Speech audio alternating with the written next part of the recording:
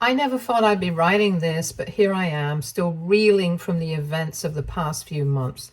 It all started when my life took a drastic turn just one day before my final exams because my parents accused me of something unthinkable and kicked me out of our home. I was part of a very close-knit family, or at least that's what I kept telling myself. My parents were strict but loving in their own way. They had high expectations for us, always pushing me and my sister, Lisa, to be the best we could be. Lisa was the golden child, beautiful, smart, and successful. She had everything going for her, including a wonderful husband, Brad, who seemed like the perfect match. They got married young, and though they initially moved out, they ended up back at our family home when Brad got a job close by. My parents were thrilled. They loved having them around, and in a way, so did I. Despite the constant comparison between us, I looked up to Lisa and was happy to have her close. As for me, I was still in college and my life was very much dictated by my parents. My school was nearby, and when I suggested moving into a dorm for more independence, they immediately shut it down. "Why would you waste money on a dorm when you can stay here?" they'd say. It wasn't just about saving money, though, it was about control. They liked knowing where I was, who I was with, and what I was doing at all times. I convinced myself it was because they cared, but deep down I knew it was suffocating. Our house was always busy. With Lisa and Brad living with us, it felt like we were all cramped together trying to navigate adult lives while still being treated like kids. My parents doted on Brad, treating him almost like the son they never had. They would brag about him to anyone who would listen, and it was clear that he could do no wrong in their eyes. I, on the other hand, did not pay much attention to my sister's husband. He had developed an ego after listening to how proud my parents were of him. He would often ask me why I wasn't staying in the college dorms, even though he very well knew that it was my parents' wish. Overall, I not only got judgment from my parents, but also my sister and her husband about my life choices. Meanwhile, I was working hard to balance my studies, a part-time job, and a long-distance relationship with my boyfriend Mark, who was attending school in another state. My parents didn't think much of him. Just like I was compared to Lisa my whole life, they now were doing the same to Mark by comparing him to Brad. They never outright said it, but their disapproval was clear in the way they dismissed him whenever I brought him up. Despite the tension, I tried to keep the peace. I would help out around the house, cook dinner, and do my best to stay out of Lisa and Brad's way.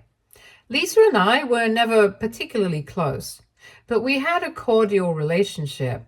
She was busy with her own life, and I was focused on my studies, so our interactions were limited to polite conversation and the occasional family dinner.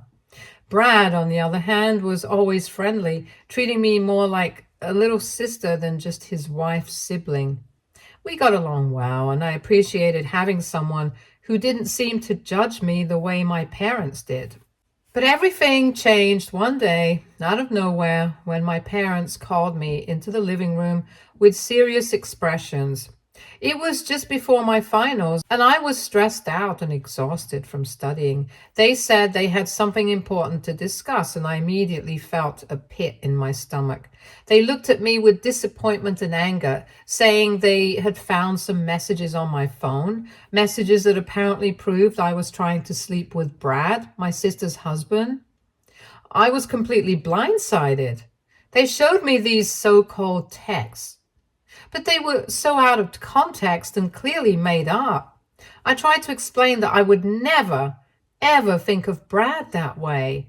He was like a brother to me, and besides, I had my own boyfriend who I loved with all my heart. But they wouldn't listen. It was like all the trust we had built over the years was gone in an instant.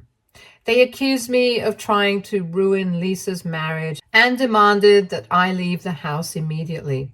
Throughout this interaction, I begged them to let me talk to Brad, but Brad apparently was too shaken up by everything to have a chat with me.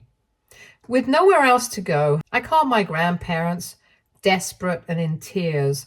I told them everything that had happened, showing them the real messages that proved I had no interest in Brad and that I was being falsely accused. My grandparents, who had always been kind and understanding, believed me without hesitation. They took me in, gave me a place to stay, and supported me through the worst time of my life. But my father was furious. He didn't like that I was staying with them and not being taught a lesson. One day, when I wasn't home, he came to my grandparents' house and lashed out at them, accusing them of spoiling me and undermining his authority. My grandpa and grandma defended me, and the argument ended with my father storming out, vowing never to speak to them again. It broke my heart to see the family torn apart like this. I often felt guilty, thinking that if I hadn't come to my grandparents, none of this would have happened. But then the unthinkable happened. My grandpa passed away suddenly. It was devastating. I had never felt so much pain in my life. But what hurt even more was that my parents didn't come to his funeral.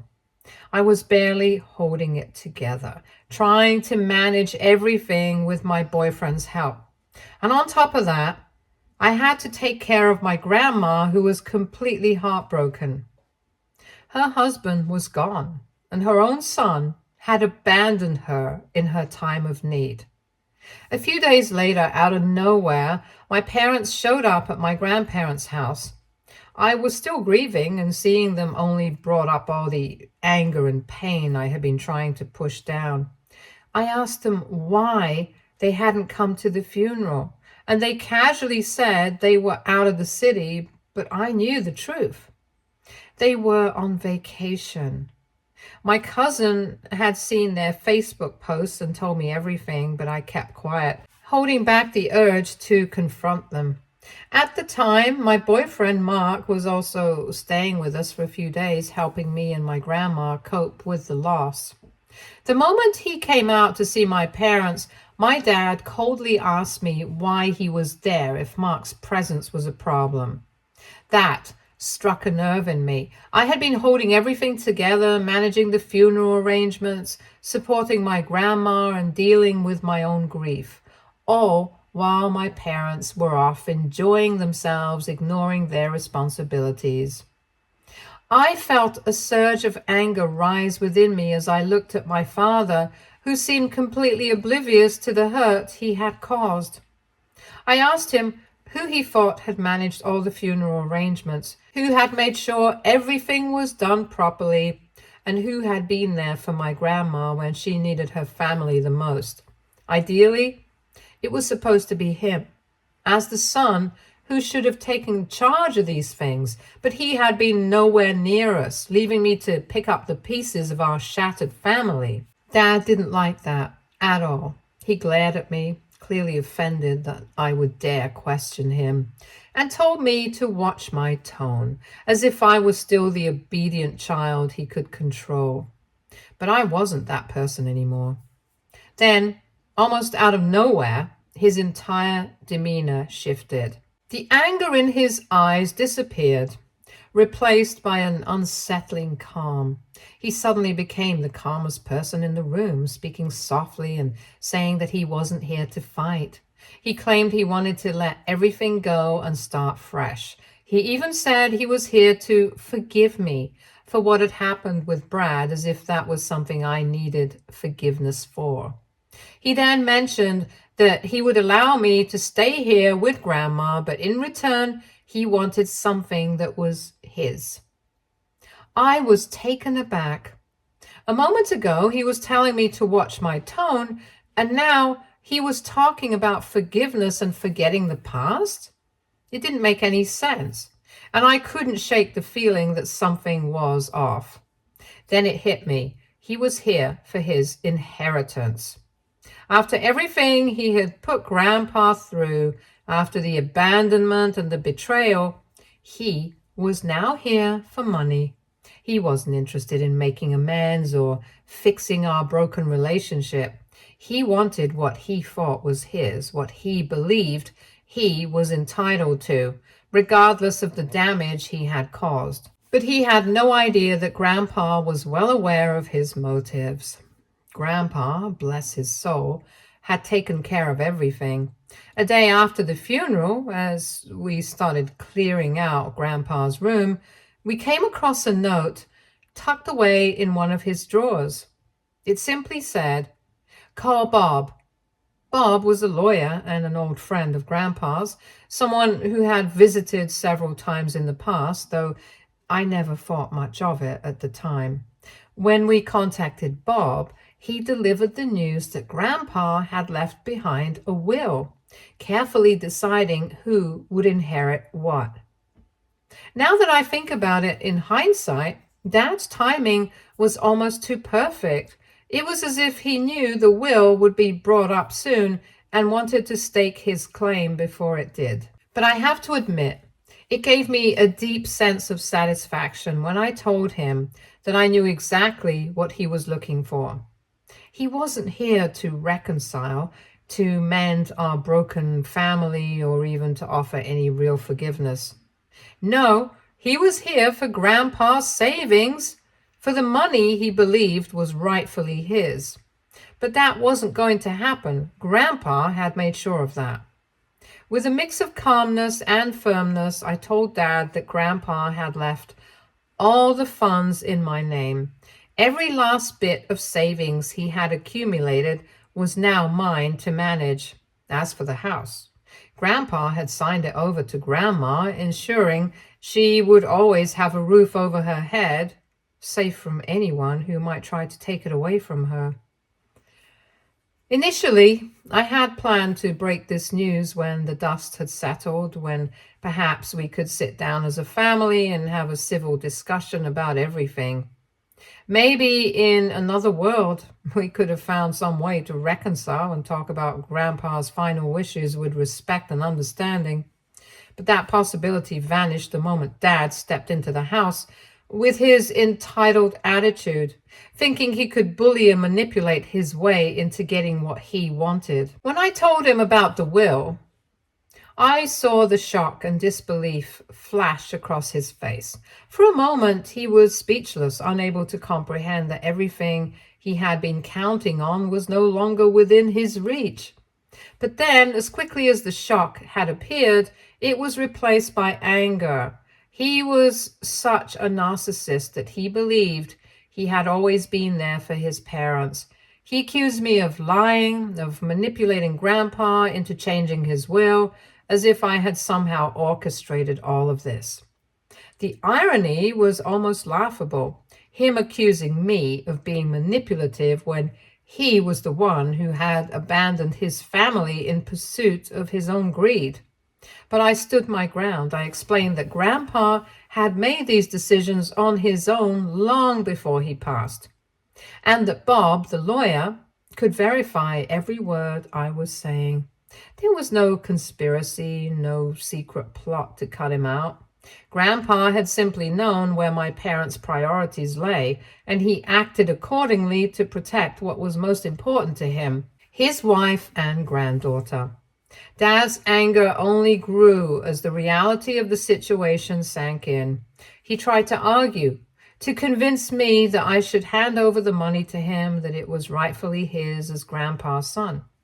But I wasn't swayed. I reminded him that he had already made his choices, and those choices had consequences. He had chosen to abandon his father, to ignore his responsibilities, and now he was reaping what he had sown. Mom, who had also been quiet up until this point, also spoke up, pleading with me to reconsider, to find some way to make things right. But it was too late. She didn't react well either. I remember her saying stuff like, "Wasn't it enough? I tried to steal Lisa's happiness, and now I wanted them to suffer too. They had shown their true colors, and there was no turning back. Grandpa had made his decision, and I intended to honor it. As they left, the tension in the room was almost unbearable. I watched them go, feeling a mixture of sadness and relief.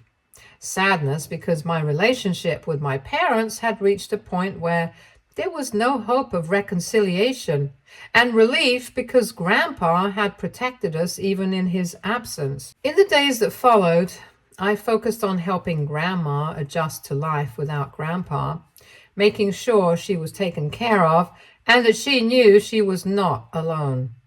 Mark stayed with us, providing the support and comfort we both needed during such a difficult time. And though the pain of losing Grandpa was still fresh, there was a sense of peace in knowing that his final wishes were being respected.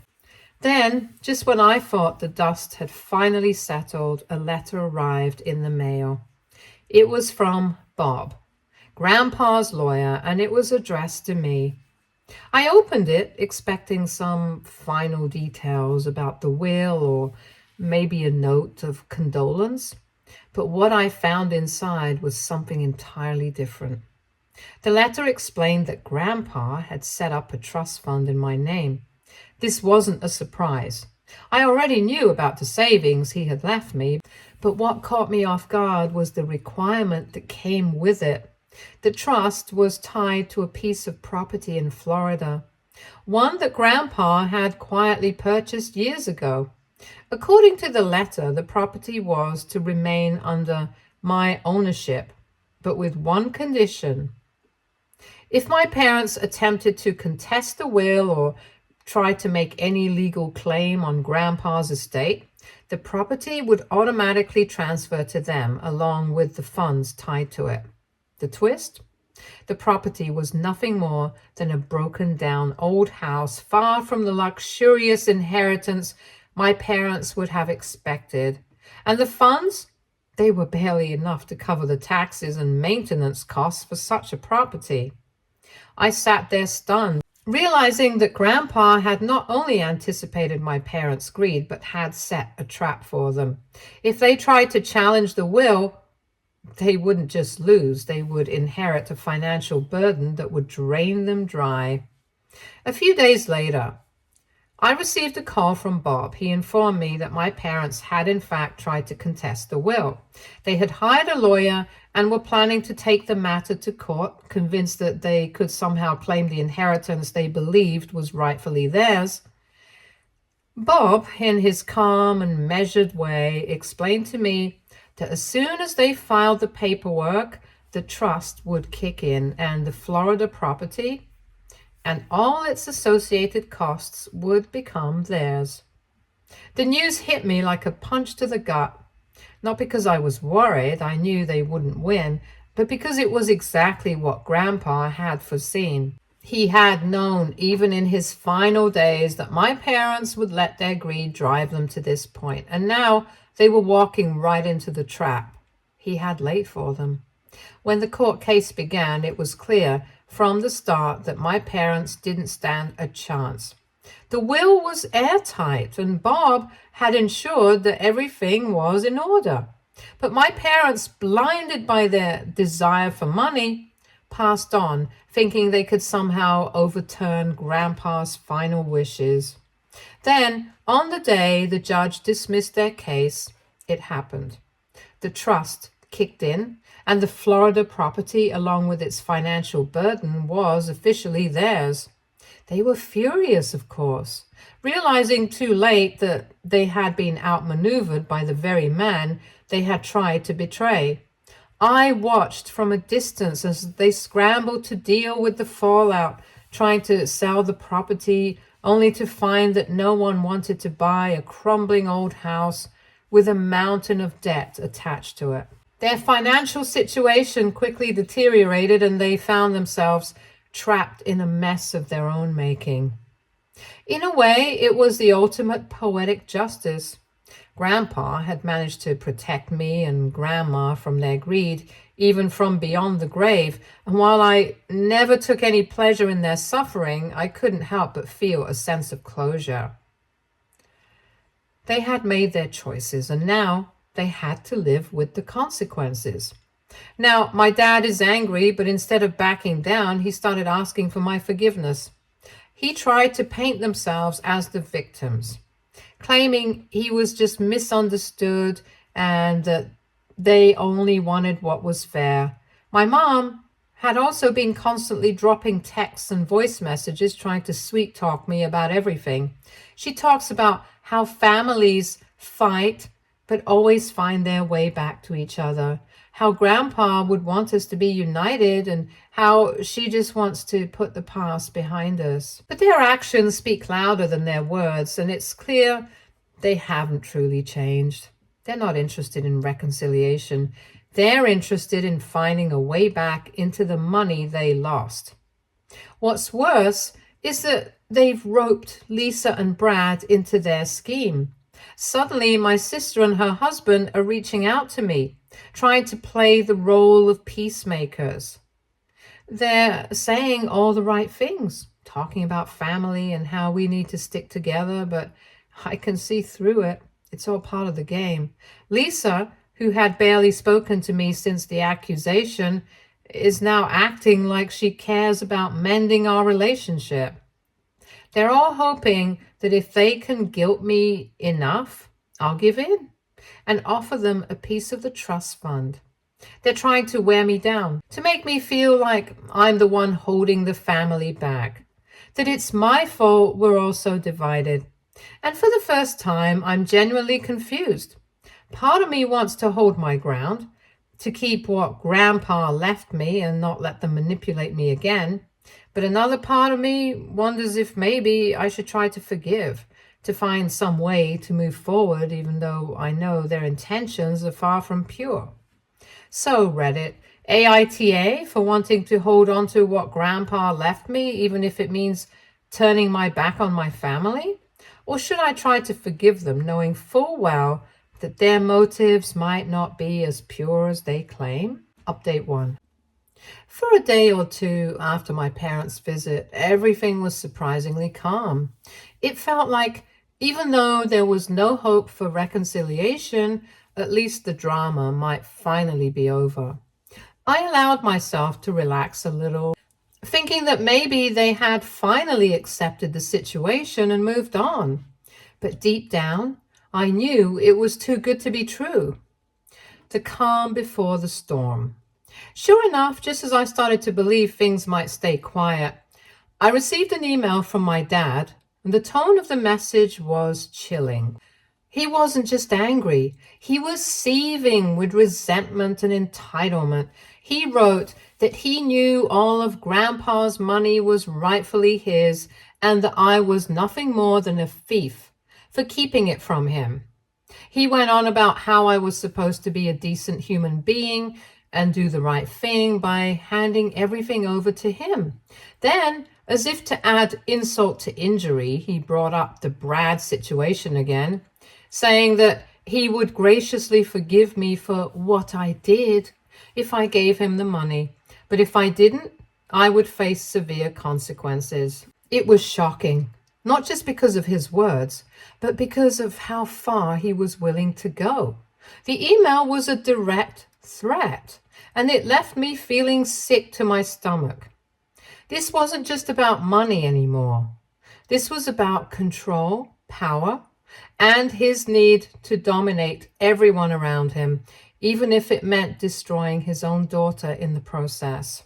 As if that wasn't enough, I started hearing from family, friends, and distant relatives that my parents had been spreading all sorts of rumors about me. They were calling me a husband stealer, implying that I had tried to wreck Lisa's marriage and that I was some kind of manipulative gold digger.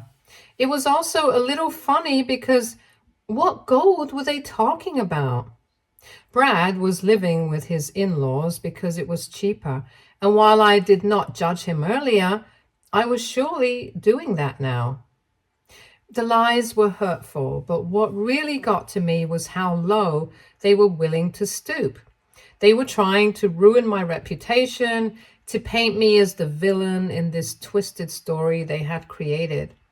It was like they were setting me up to be the bad guy, hoping that if they said it enough times, people would start to believe it. I knew I couldn't handle this alone, so I contacted Bob, Grandpa's lawyer, to see if there was anything I could do. I sent him an email and explained everything that had been happening when we spoke. Bob was calm and reassuring, but he didn't sugarcoat the situation. He told me that sadly my dad could try to take the matter to court. Legally, he had the right to contest the will, especially if he was claiming that Grandpa was coerced or not of sound mind when he made his decisions. It was a weak argument, but it was enough to drag us into a lengthy legal battle if Dad decided to push it. The good news, Bob said, was that Dad didn't have much ground to stand on. Grandpa's will was solid, and we had plenty of evidence to show that he was fully aware and in control when he made his decisions. But still, the threat of a court case loomed over me like a dark cloud. Even if Dad didn't have a strong case, the stress, the legal fees, and the potential for more lies and slander were enough to make me feel trapped. I am angry, hurt, and exhausted.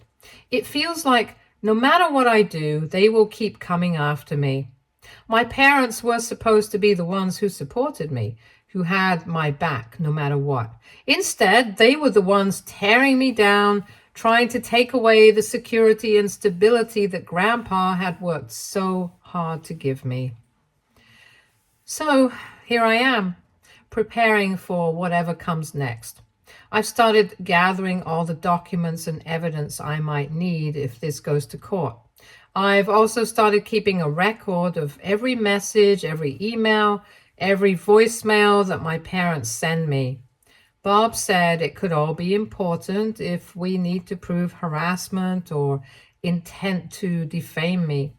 Still, there is a tiny part of me that wonders sometimes if I should keep fighting this battle or if there is a point where I should just walk away. Maybe if I let them have what they want, this would all be over.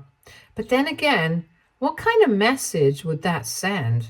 That they can take whatever they want if they just push hard enough? This is the only reason I am still standing my ground. Hopefully, the future holds better prospects for us. I will update you guys when something happens. Till then, bye. Update 2. Hi guys, what has happened in the past few days, I definitely did not see it coming. Lisa showed up at our door one morning, completely out of the blue. I was bracing myself for a confrontation, ready for her to throw every accusation she could at me.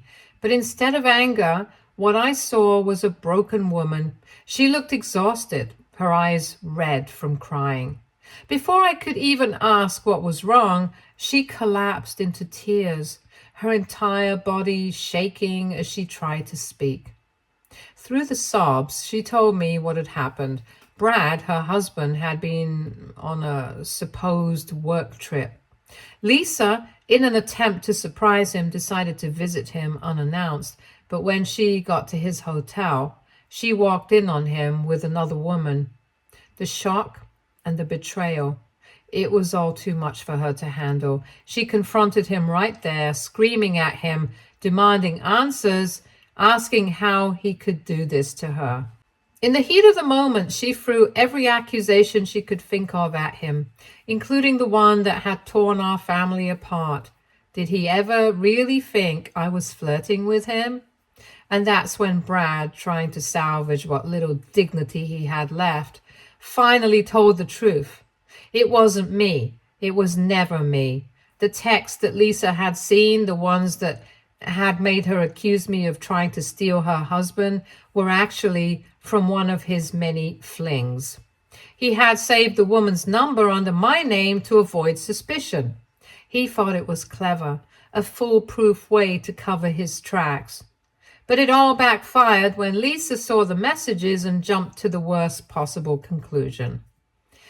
As Lisa told me this, my mind was reeling, all the pain, all the suffering, all the damage that had been done because of one man's lies.